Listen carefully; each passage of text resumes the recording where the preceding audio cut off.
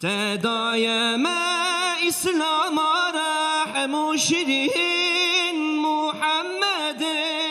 أمين دين مبين قرآن شفا جبود لبرين شكر دار رحمتنا يا كريم günahkarım şermedarım neçarım halek bhaladın halim dizarım çavim heser rahmate